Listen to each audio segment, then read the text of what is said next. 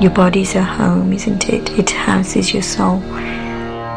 You know, move into one body, serve your purpose, and then you move on.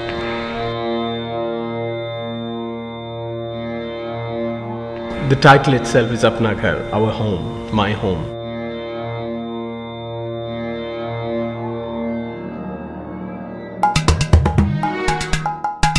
Bit from here and bit from there, I think.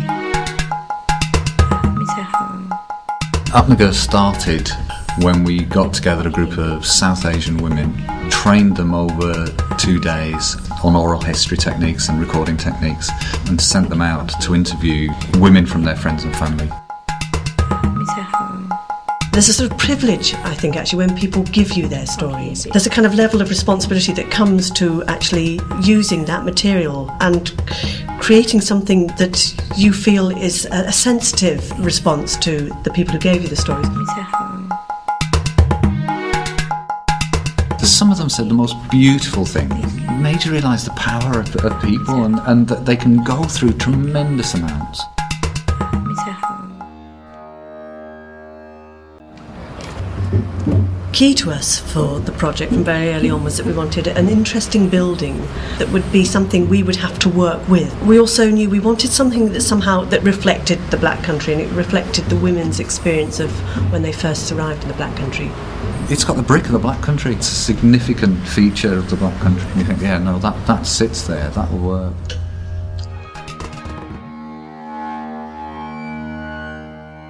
Before we take off, please ensure that your luggage is safely stored in the overhead lockers or under the seat in front of you. We wanted to reflect that the diversity of the women's experience, that the women had come from all different parts of Africa as well as India and Pakistan, Fiji, so there was a real richness in the different women's backgrounds who travelled to this country.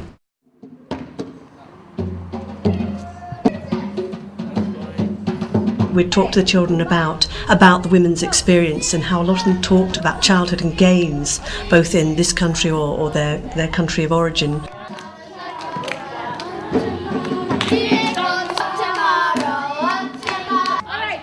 The children worked with choreographer Chitrali Kabola on different pieces that they would be sort of playing games when the audience arrived. And then they did different pieces within that. So you had that very sense of the children outdoors, sort of within that scene. And then there were different stories placed within there about arrival and about the response of the people to these women.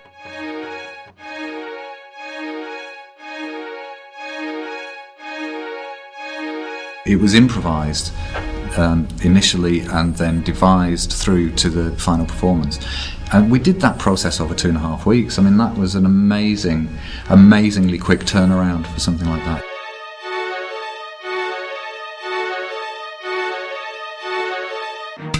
Bit from here and bit from there, from some other part of the world.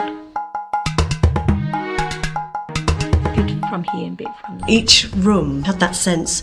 The actual design was reflecting the women's culture being dropped into another place and having to actually adapt and actually take on that space. For a lot of them, they talked about that sense. Even though they couldn't communicate, there was a basic human communication. I'm with you. No, it's all right. Sorry. The performance needs to go through first. Okay. The whole of the hospital scene was about domestic violence, and it was about the role of men in those women's lives. I loved that house. With the male voices singing, it added a real depth and reminded you that the men were there. They were there in the background and having quite a lot of a controlling stake. What's home mean if you have two heritages that you can draw upon? And you have to start building a new sense of home, a new sense of belonging, and a new sense of yourself.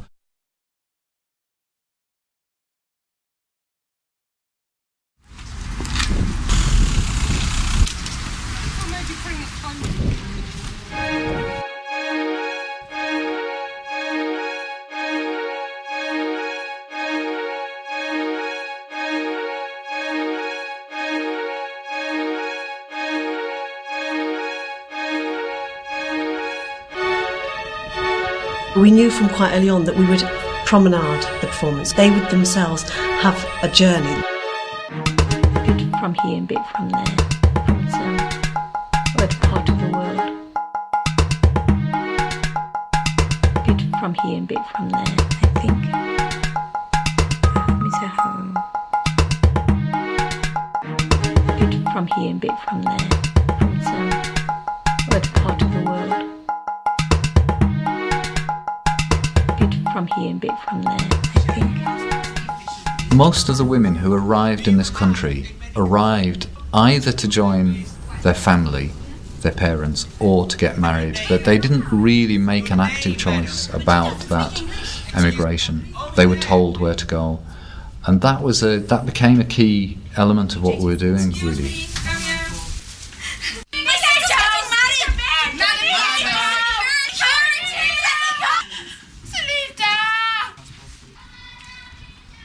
We did try to weave different languages through the piece throughout. So quite often, Shreta, who'd actually come across from the Punjab, a lot of her stuff was actually spoken in Punjabi, because quite a lot of our audience actually were not English speakers, but most of them could understand the Punjabi and certainly the Gujaratis. But also there's kind of musicality to actually threading different languages into a piece.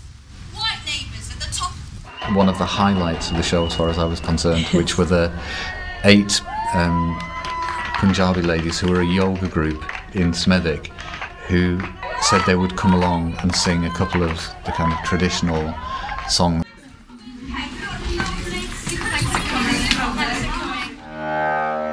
The most different part of my life.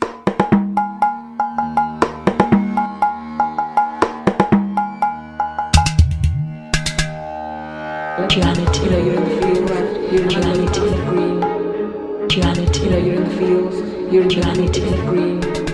Duality, you're in the fields, you're duality, green.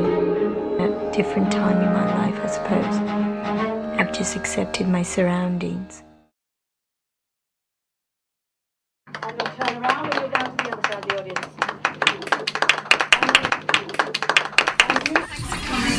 To be able to watch the audience reaction at different times and to hear them sort of express, that really did happen to me, and I could see women crying and really responding to the material. But that, I think, for those women, they were touched in a different way.